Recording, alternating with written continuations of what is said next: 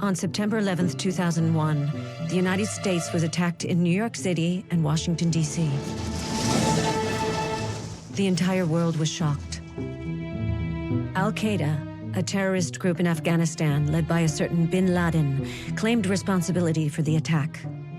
Just 2 days earlier, on September 9th, he had his only opponent assassinated. A local hero in the Afghan resistance, Commander Ahmad Shah Massoud.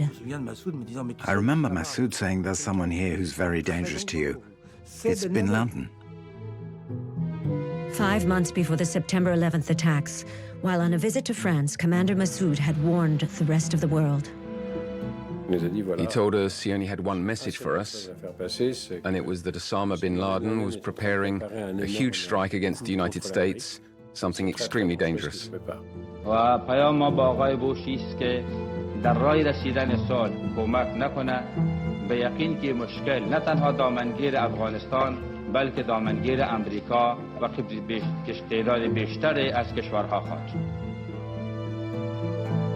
Massoud's message was loud and clear, so why did no one listen? Was it the trade agreements or the arms sales to Pakistan that made the USA and other Western countries look the other way? Why did they refuse to help this man, the last line of defense against the Taliban and the terrorists?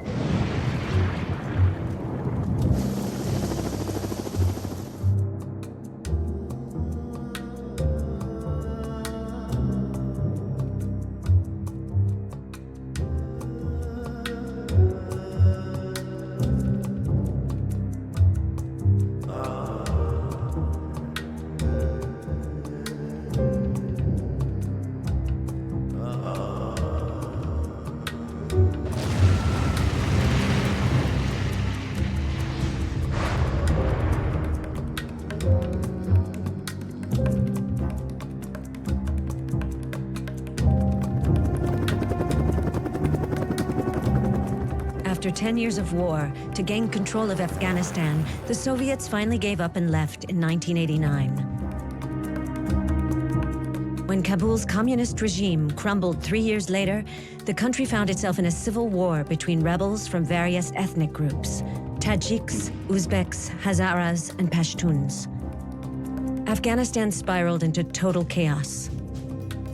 This ethnic civil war gave rise to a new movement, the Taliban. In Pashtun language, Taleb literally means a theology student. The Taliban are Islamic fundamentalists who study religion. Their supreme leader was Mullah Mohammed Omar, a hardcore fundamentalist who welcomed into his ranks terrorists from Saudi Arabia and Yemen, Al-Qaeda jihadists, and their leader, Osama bin Laden. In September 1996, the Taliban seized Kabul and most of the country, imposing a tyrannical Islamic regime and Sharia law. Only one man dared resist, a Tajik from the Panjshir Valley, Commander Ahmad Shah Massoud, who was famous for having defeated the Red Army during the Soviet occupation. Isolated in these mountains, he led a northern alliance that struggled to resist the Taliban. I was pretty good in school, and I went to the Saint-Cyr Military Academy. I spent 3 great years in France's finest school, receiving a military education, but also learning engineering, history, and geography, the things needed to understand the modern world. That's how I started my career as a military officer in the French army. But after several disappointments, I decided to resign in 1999 and became a free civilian again. I thought the fight in Afghanistan, with Massoud fighting the Taliban and Al-Qaeda, was a noble cause. So I went to Afghanistan to join the adventure. I introduced myself to Massoud as a former French officer and told him about the time I had been on a diving mission where we planted mines under boats and sabotaged propellers, and he made a joke about how the Taliban didn't have any boats. And then I said something that finally caught his attention, which was that I was a certified French commando instructor. It turns out that Massoud had a team of commandos, a group that was a mix of both young and experienced people. He gathered them for me at a training camp and said, "You're a commando instructor. Here you go. Do your thing and teach them whatever you want. You have carte blanche." At that time, I think we had about 15,000 fighters on the various fronts. We were up against 10 times as many men, but we resisted. The Taliban were well equipped and had a lot of support from Pakistan, who wanted them to take over the country. Armed by Pakistan and supported by Al-Qaeda fighters, the Taliban quickly gained control of 90% of Afghan territory. In the heart of their oppressive regime, a single French representative remained in office in Kabul, the chargé d'affaires, Jean-Yves Berthaud. Je prends mes fonctions au sein de l'UNSMA. I had a position with the United Nations Assistance Mission in Afghanistan, or UNSMA, which was there to try to establish peace in a country that was being completely ripped apart back then. En plein déchirement à l'époque, et j'ai continué mes activités afghanes. I continued to do my job in Afghanistan, but I also became the chargé d'affaires, which roughly coincided with the Taliban, unfortunately taking control of the country. En Afghanistan. Nous sommes le dernier pays d'Europe. We were the last European country to have an embassy in Kabul. Et je me souviendrai toujours. I will never forget one of the first diplomatic telegrams I received when I arrived at the ministry, which was the report from the newly appointed French chargé d'affaires, Jean-Yves Berthaud, in Kabul. It said, "I arrived in Kabul this morning, and as I approached the city entrance, I noticed a garland hanging over the road. As I got closer, I saw the garland was made of hands." He went on to explain that punishment for theft was the loss of a hand, and all those severed hands were hung up on display by the regime's thugs. Many Westerners had a false understanding of diplomacy in the previous 20 to 30 years, thinking, through some sort of Western triumphalism, that we only talk to people who shared our values. And that's absurd. Diplomacy exists for exactly the opposite reason. It's designed as an alternative to war for addressing conflicts. It's based on being open to dialogue with anyone and everyone to understand their position. Then you adjust the level of talks, their symbolism, the image they convey.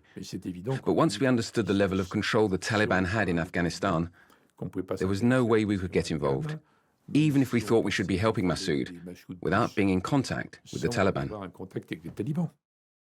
The moment they arrived in Kabul in 1996, the Taliban publicly hanged ex-President Najibullah and his brother. It was an introduction to their barbaric interpretation of the Quran. While the religious students virtuously claim to be bringing back peace, this comes at a huge cost to the 17 million Afghans in the country. The mullah professes to be fighting vice with virtue and does so by imposing the most obscurantist and inhumane Islamic system on the planet. My name is Malwi Kalmuddin, and I'm currently the leader of the Revolutionary Islamic Movement in Afghanistan. I was the Taliban's Minister for the Propagation of Virtue and the Prevention of Vice. My goal was to heavily promote virtue until all vices disappeared naturally. We never wanted to directly or brutally intervene. That's why we trained people, young people. They went to the mosques in small groups to raise awareness and warn against all types of temptations.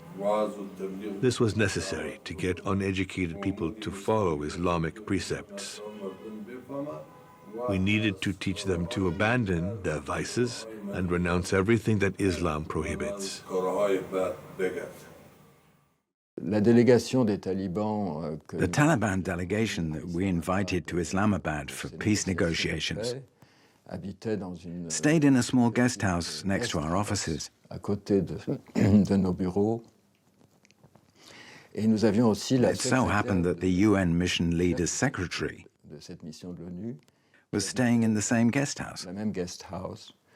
She came in the next morning looking very tired because the Taliban in the next room had been watching porn until 4 in the morning. And this poor lady had been unable to sleep. That helped us understand that at the end of the day, the Taliban were still human beings made of flesh and blood, and that their piety, despite what they claimed, was not above a certain number of temptations. The Taliban are terrorists. They don't believe in peace. Their philosophy is to create eternal war. They view jihad as a religious principle, an Islamic obligation that forces the Taliban to fight constantly. Otherwise, they believe they'll be lost to sin. They believe that jihad guarantees them entry to heaven and that God will grant them mercy. The Taliban have absolutely nothing in common with the Afghan people or Afghan society. Pakistan, backed by Western nations and an ally of the US, wanted to control Afghanistan. It was in Pakistan's Quranic schools that the Taliban were born and trained. Pakistan was the Taliban's major supporter. Les talibans. Les Pakistanais. The Pakistanis thought it would be good to have a regime that they controlled in Kabul.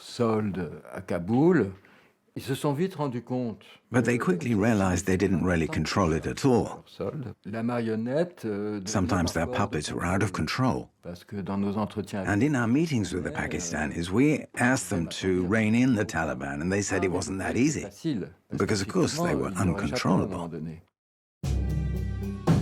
Pakistan, the historic enemy of neighboring India, had always feared being trapped between two hostile countries. Trained in the US or the UK, the Pakistani officials and military leaders aimed at reigning supreme over the region. This meant that they needed to be heavily armed, which is how they became a preferred client of the US. The Americans didn't really have a counterpart in Afghanistan. They knew they couldn't really recognize the Taliban regime. They couldn't be associated with it. So the American vision of Afghanistan was what was seen through Pakistani eyes.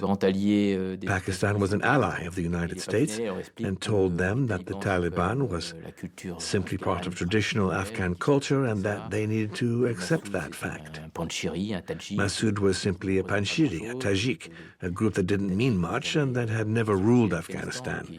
They weren't a proper solution to lead the country. The Pakistanis didn't have a good relationship with Commander Massoud.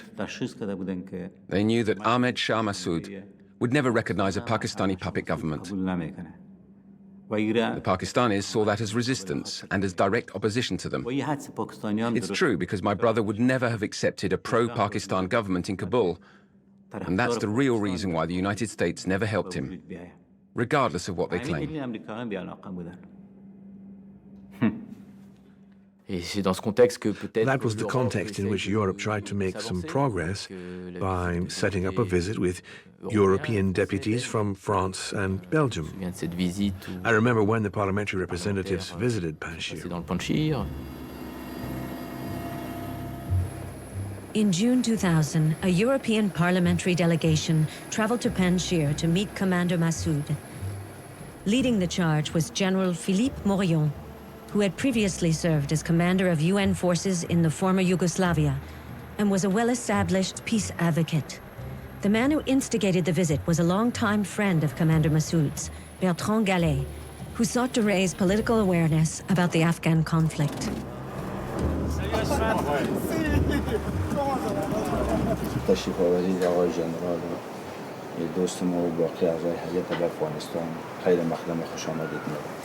مسئله دو پاکستان دنبال یک عمق اسلامی است در پالو یک عمق جغرافیایی. I think that I'm convinced that Pakistan's goal is a lot more religious in nature than it is geographical. Osama bin Laden who's much talked about in Afghanistan these days, was trained by the Americans back in the day. They can't deny it. It's in that context that he took control of all the big madrasas, Pakistan's Quranic schools. The resistance is much bigger than that. It encompasses everyone who is Tajik, Pashtun, Hazara, and anyone else who understands the threat. They all oppose it. From this moment forward, all ethnicities need to unite against the foreign invasion. We're living in the 21st century, and globalization is bringing us closer together.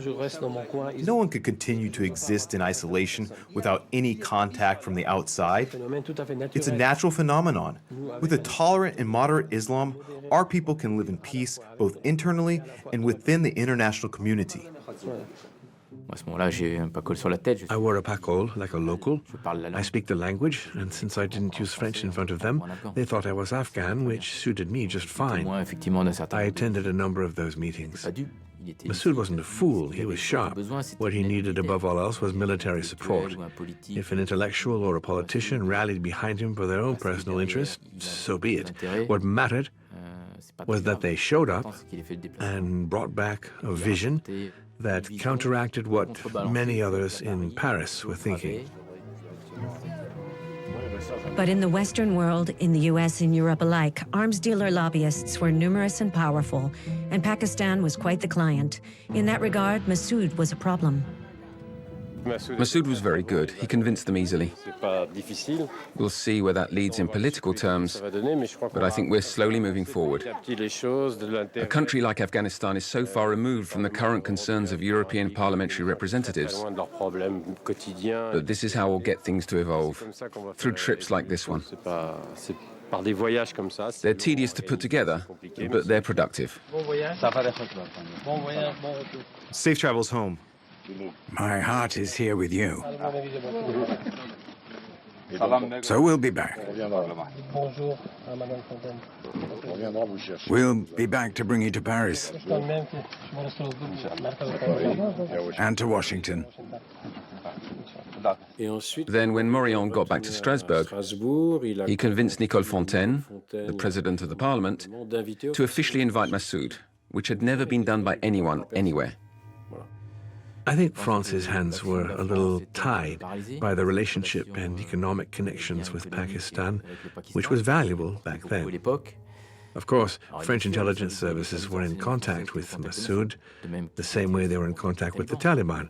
They met him regularly to ask questions about the situation, to understand how he saw things, and also to ask questions about Al-Qaeda. That was the major point of interest of the French intelligence services.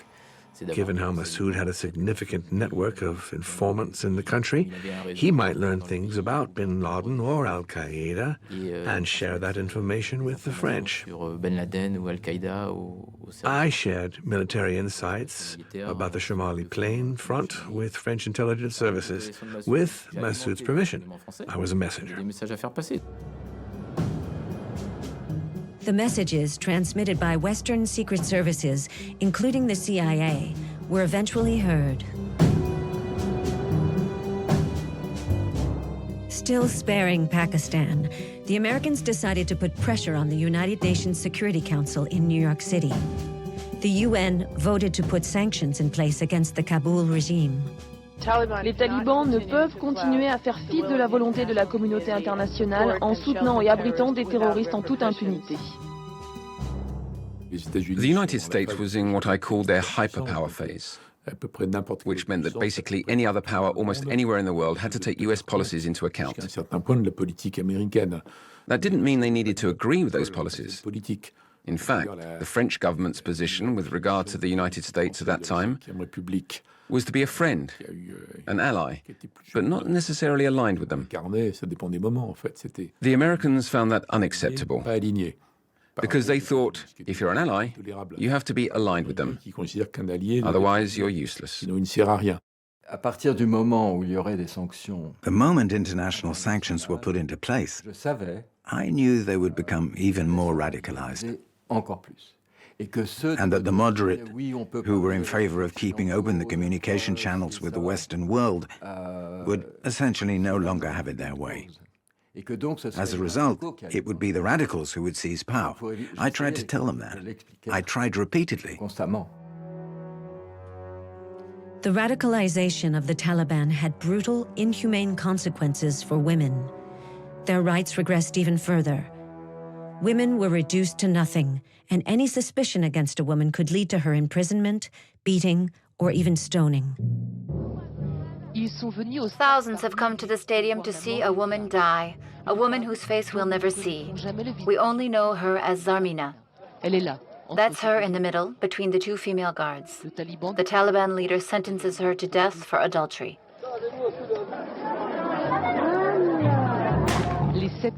Zarmina's 7 children watched her execution from the stands.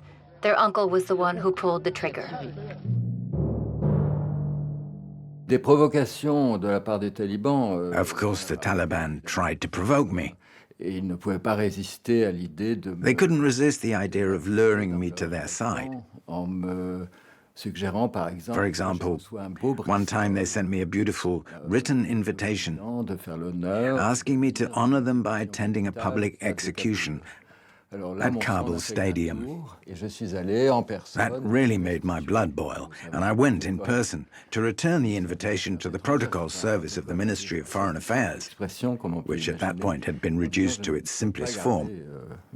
I said, "Take this back. I don't want to keep such an invitation, and I never want to receive another one like it in the future." Freedom for women? It's false to say that they had no freedom. They were not prisoners. Granted, they did not have Western freedoms, but they had Islamic, Quranic freedoms. And in our country, it's true that stoning, as prescribed by Islam, is allowed.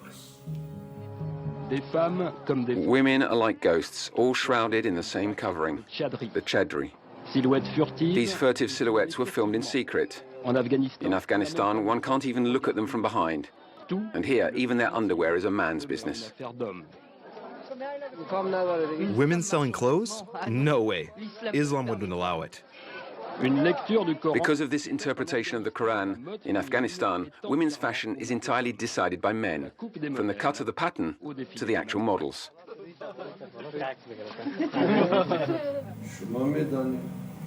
You know, when you own a rare pearl, you don't just leave it lying around. You keep it safe in a beautiful box. You find a very beautiful box and you keep it inside because it's very valuable. Women in Islam are like pearls. They are valuable, much more so than they are in the Western world. Here, a man must serve his wife. I, myself, am a servant. My wife is at home, along with my daughters, and I serve them. Thanks to us, women do not have to work. Women's rights are protected by Islam. The Shadri also protects them. Before the Taliban arrived in Kabul, women played a major role in Afghan society. They held 80% of administrative positions and a third of medical jobs. Massoud encouraged equality and advocated women's return to public life. Massoud believed Islam's fundamental values that give women a space and the right to have an education. They fully belong in the organization of political life. And I think Massoud pushed for those ideas. Women's groups came to him, asking him to sign a charter for women's rights, which he did. He was fully aligned with everything they brought up. He agreed with all of it. Yet he still added a line about how these clauses had to respect Afghan culture. Another indication of the Taliban's radicalization was their desire to destroy all non-Islamic symbols. After forbidding children to play with kites, to listen to music, and to take photos of themselves, they now opposed looking at any work of art.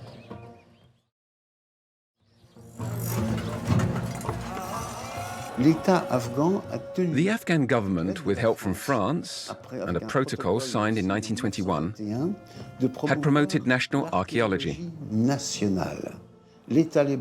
By destroying Afghan archaeology, the Taliban wanted to prove that Afghanistan had no culture other than that instilled by the Pakistani seminaries. To access these beautiful works carved in the rock, one must take tunnels that lead to an opening above them, where one discovers beautiful frescoes that have already been vandalized with a view to the country's organized art trafficking. This past Sunday, authorities in Kabul tried to reassure a Western diplomatic team who had come to investigate the destruction of artworks. Just 2 hours after our last meeting, Mullah Omar announced the decision to systematically destroy all anti-Islamic works. Why? Of course, there were obvious ideological and religious reasons. To them, these statues represent idols and must hence be destroyed. But that's also a clear sign of radicalization. I contacted the Minister of Foreign Affairs and I told him that if they did this, they needed to understand that their image would forever be destroyed. Stoning women was hard enough to swallow. But here you had something that had been around since the 5th century and which wasn't bothering anybody. I said, look, if you're really afraid that people will come and worship these statues, I'm sure I can find you a company somewhere that would be willing to manufacture and donate curtains. You can cover the statues and just open the curtains when people come to observe their splendor, as opposed to worshipping them.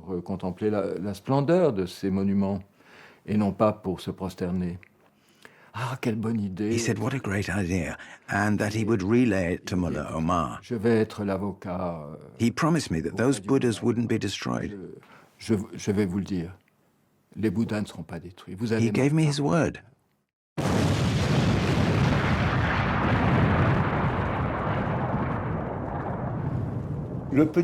When you play the diplomatic game, you're faced with 2 types of fanatics. There's the one who doesn't really believe, so you can negotiate with him. Then there's the fanatic who really believes. How can you negotiate with that? And how can you tell one from the other? And which one would you prefer? I only found out what happened months later, after September 11th, from an Afghan friend. He told me the day we left Mutawakil's office, the Minister of Foreign Affairs, he immediately picked up the phone and called Mullah Omar in Kandahar, the supreme leader of the Islamic Emirate, and told him he had given us his word, and so on.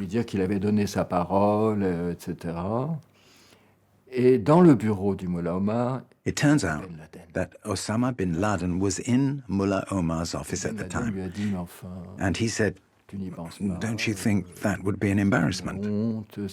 These foreigners are willing to spend millions to install curtains or build a wall around the Buddhas, while our people are dying of starvation, and they won't even lift a finger to help them.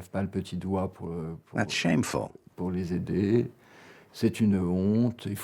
need to destroy all that crap, those pieces of stone.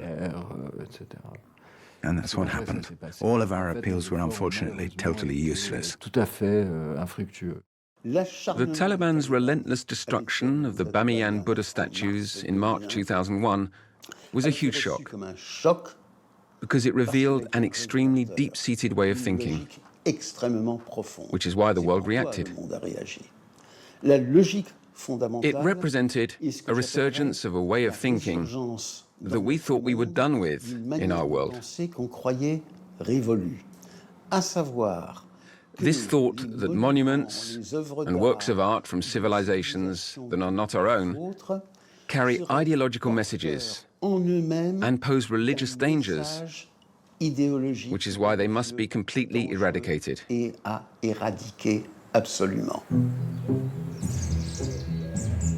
In favor of a moderate Islam, then French Minister Alain Madelin took a keen interest in Afghanistan very early on and visited the country on numerous occasions. I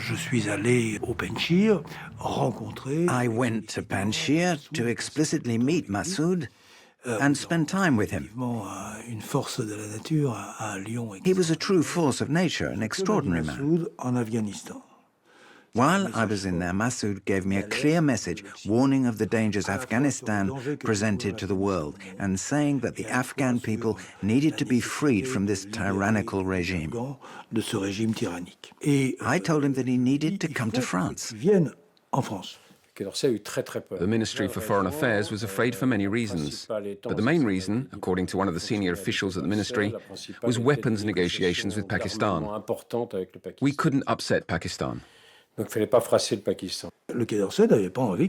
Ministry of Foreign Affairs didn't want him to come, which was strange because in reality, and for a bunch of reasons, the French military had people on the ground there who knew the country.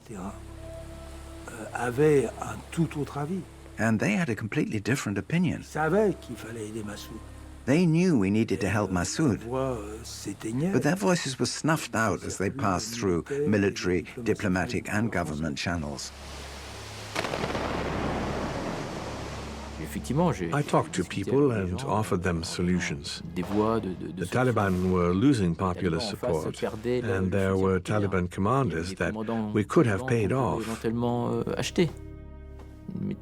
To these 50 commanders or so, we could have offered $40,000 each. It would have cost $2 million.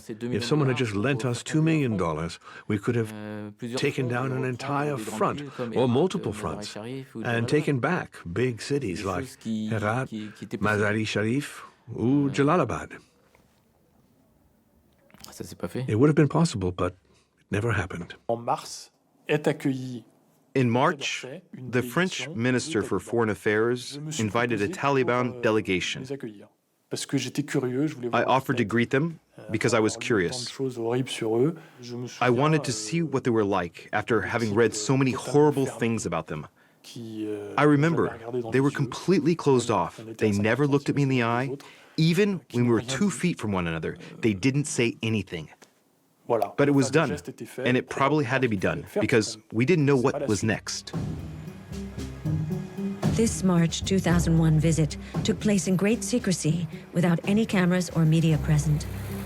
Diplomacy required keeping both parties happy in order to see the weapons deal with Pakistan through. Invited by the European Parliament and not France itself, Massoud made his first stop in Paris.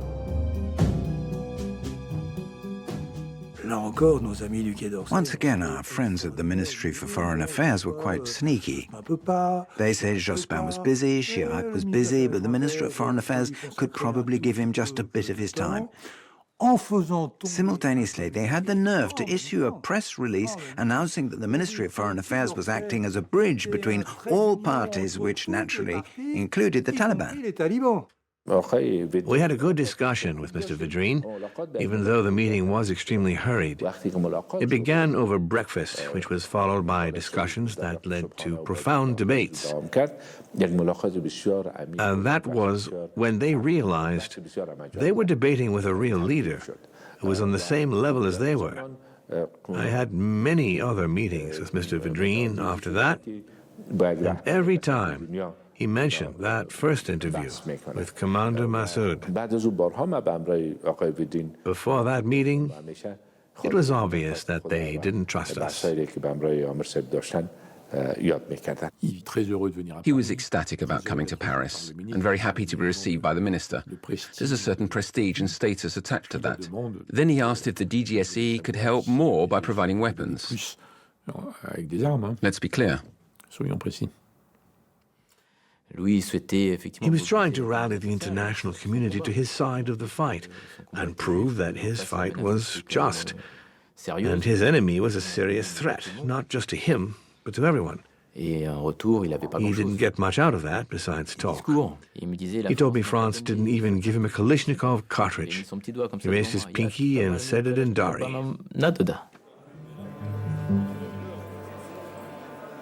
5 months before September 11th, Massoud came to Europe to deliver a message. پیام ما با آقای بوشی است که اگر در قسمت تامین صلح در افغانستان توجه نشه و مردم افغانستان در راه رسیدن صلح کمک نکنه به یقین که مشکل نه تنها دامنگیر افغانستان بلکه دامنگیر امریکا و تعداد بیشتری از کشورها خواهد. Of course, I saw Massoud when he came to Paris, and we had a meal together. Of course, we talked about all these problems, and I was able to share my despair and how disappointed I was with my compatriots. Of course, I told him all about my trials and tribulations at the various NGO conventions in Washington, where everyone had gone out of their way to get these organizations to recognize the Taliban government and cooperate with them. I'll never forget when this official from the US State Department came to me in spring 2000 and said, listen, at the end of the day, we know that the Saudis are also violating human rights that we consider fundamental, but we need to be realistic. We collaborate with them, so why wouldn't we recognize the Taliban? People met with Massoud and they listened to him. He spoke in France and in Europe. And of course, there were some people who really advocated that he should be helped. But what you need to understand is that there were just as many people, maybe more influential, who believed the opposite. They branded Massoud as a fundamentalist, like all the others, someone who would never have a political future in Afghanistan, and a horse it would be stupid to bet on.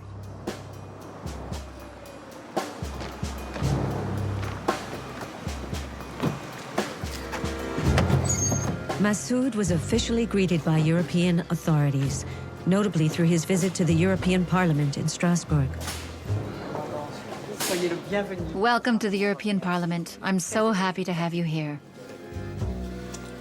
His message would finally be heard and listened to.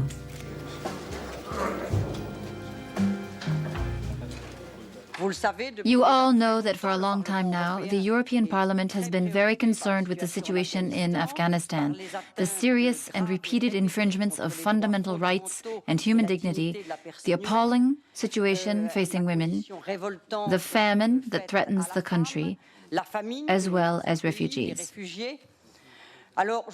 I would venture to say that the destruction of the Bamiyan Buddha statues was the straw that broke the camel's back, which confirmed beyond any doubt that the Taliban simply have no respect for anything. The invitation I extended is first and foremost the political acknowledgement of what Commander Massoud represents. But I must also tell you that the Pakistani ambassador wrote me a letter when his government learned that I had invited Commander Massoud. That letter gives me the opportunity to give a strict warning to the Pakistani authorities. The support that they give the Taliban is a threat to the entire region. And in my response to this letter, I will formally ask Pakistan to cease supporting a regime which, through its fanaticism and obscurantism, has ostracized itself from the world. گروهی که فعلا در افغانستان به نام طالبان قرار دارند یا دارای افکار و دارای نظریات به خصوص از اسلام هستند. گروه‌هایی که یارم همراهی میکنن مثل اسامه بن لادن، طالبای پاکستانی افکار مشابه به هم دارند. من میخوایم که از این طریق بگویم که تنها هدف از این گروه ها افغانستان نه بلکه اهداف از او قدم اول افغانستان است بعد خارج از افغانستان. و با کمال تأسف باید یادآوری کنم که در عقب همچو گروه ها با همچو افکار افراطی که دارند رژیم پاکستان و دستگاه استخباراتی آیسای پاکستان قرار دارد.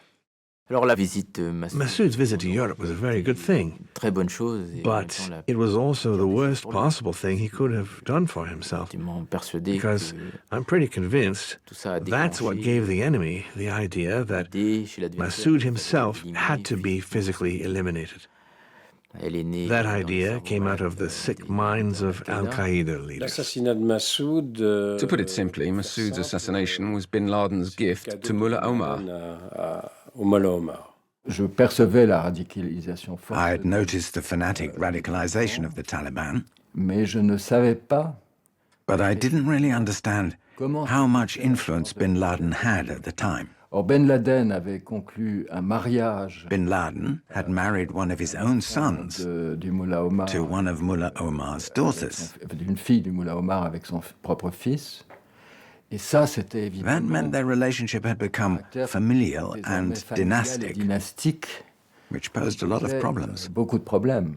It was a gift to Mullah Omar in the sense that it gave him the last little piece of Afghanistan he was missing. Assassinating Massoud meant he could launch a massive operation to conquer Panjshir and the entire northeast, ruling over the entire country. All of this without bin Laden having to share what he was planning in the US. Al-Qaeda thought that one of Massoud's weaknesses was his willingness to accept visits from journalists and politicians. So they decided to use that as a way to get close to him. They could go in pretending to be journalists with a camera or batteries that were filled with explosives.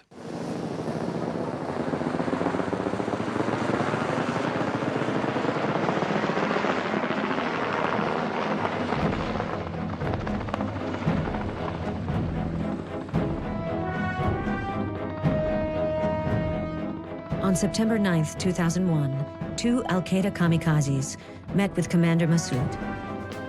The two terrorists pretended to be journalists working for Arab media outlets.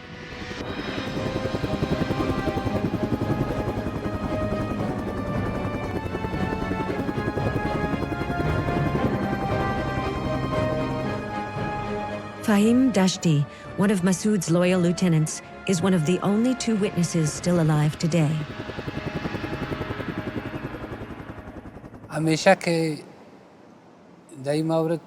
It's always hard for me to talk about what happened on September 9th, 2001. It always brings back terrible memories, the worst of my life. It was around 8 or 8:30 in the morning. When I came out of my room, I asked where those Arab journalists had gone. Someone told me they had already gone to the commander's headquarters to interview him. Part of our work back then as a mujahideen was to record videos. So I grabbed my camera and headed to the commander's headquarters. Before they started the interview, the commander asked them to share what questions they were planning to ask. The Arab sitting next to the commander listed a dozen or so questions, mostly about Al-Qaeda, the Taliban, bin Laden, Pakistan, the war. It was always the same questions back then. When I sensed the interview was about to begin, I sat in a chair beside them and prepared my camera to film. I was suddenly blinded by a very strong yellow light. My eyes closed instinctively, and then I realized that I was burned and wounded. Since I had been setting up my camera, the first thing I thought was there had to have been a short circuit and that it had exploded in my face. I managed to open my eyes and I saw there was dust and smoke everywhere and all the windows had been blown out. Two people carried the commander from the room with his paukhole covering his face. He had injuries to his head and legs, but most seriously to his chest.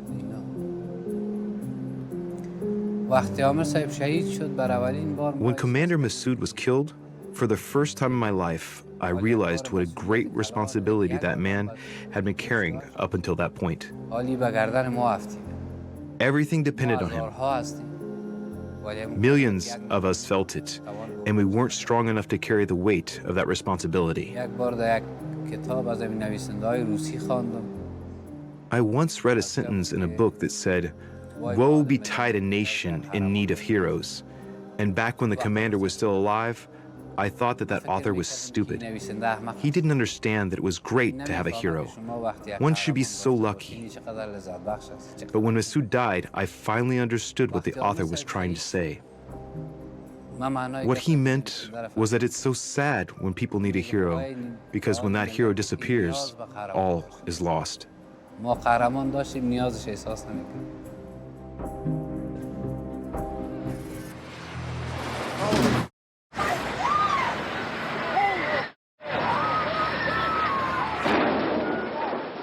2 days after Massoud's assassination, on Tuesday, September 11th, 2001, at 8:45 a.m., an airliner crashed into the North Tower of the World Trade Center in New York. Just 18 minutes later, a second plane hit the South Tower. Then a third crashed into the Pentagon in Washington, D.C., and a fourth in Pennsylvania. It was the worst terrorist attack in human history. The two events are closely connected.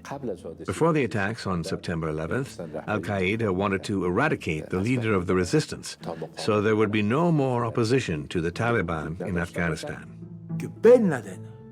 Yes, bin Laden understood that Massoud was his enemy, for sure. Perhaps he had thought that after the attack on the Twin Towers, there would be a crackdown on Afghanistan. And if such retaliations occurred, he needed to ensure Massoud was gone, because he represented the main danger against him. The rest would work itself out, but the connection between the two events is absolutely obvious.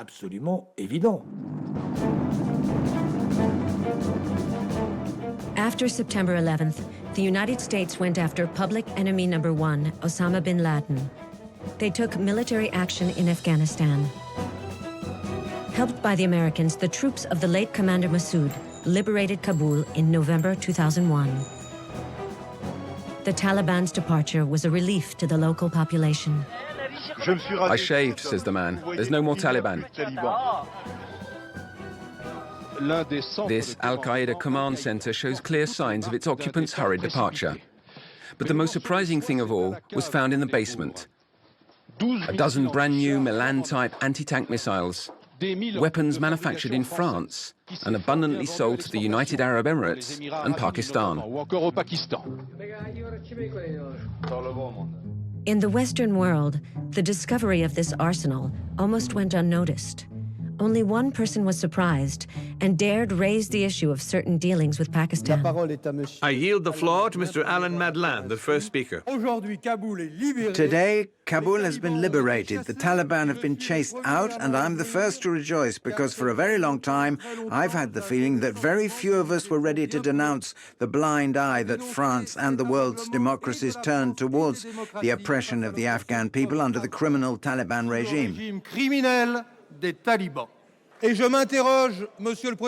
Mr. Prime Minister, perhaps you can enlighten us as to the origin of the French Milan missiles that were just found in the Taliban's deserted arsenals in Kabul. By answering, you would at least partially explain the French government's ambiguous position, because never once, Mr. Prime Minister, did you say that Afghanistan should be free of the Taliban regime? Taliban? You've never even said the word a single time. I wanted him to explain where those French military Milan missiles were coming from. The wire-guided Milan missiles that had been found in the Taliban's arsenals in Kabul. He never answered.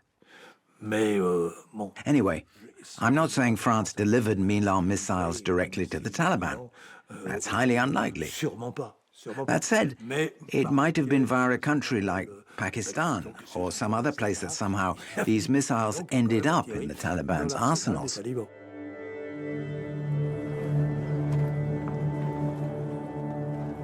In Kabul, Massoud remains a living legend to its multi-ethnic and multicultural population. But Afghanistan is still threatened by terrorists that coexist with the Taliban. And the Taliban continue to be supported by Pakistan.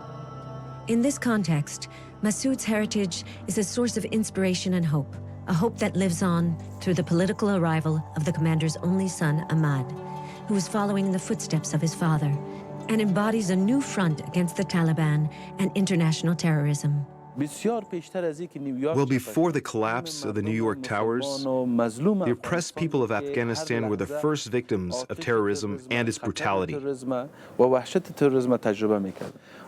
If we consider how much of the world's attention we have now, if even 1% of that attention had existed in my father's days, the enemy would have been chased out of Afghanistan in a week or two. And today, there would be no more terrorism. As long as Pakistan still wants to control Afghanistan, there will never be peace in the region, and the war will continue. Only when Pakistan ceases to support terrorists, when the leaders of Pakistan change their policies with regard to Afghanistan, will the region stabilize and find its way on the road to peace.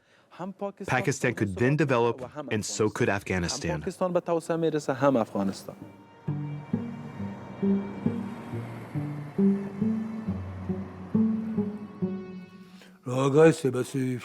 My biggest regret is my own personal failure. I think that Massoud, he counted on me at least a little bit. He counted on me to relay his message. Yes, it didn't work. So it's a personal failure on my part. That said, the collective failure is even more consequential than my personal failure. Massoud's image remains untarnished. It's an image that isn't exactly what his supporters in Paris thought, but he was still a strong figure, even if he was a warlord. I guess he never got a chance to disappoint us. He died too soon for that. It all happened like a great tragedy. Total disaster for Afghanistan. We let the chips fall where they may, and no matter how much of a fight we put up, things took a turn for the worse. And that's still the case. Encore aujourd'hui.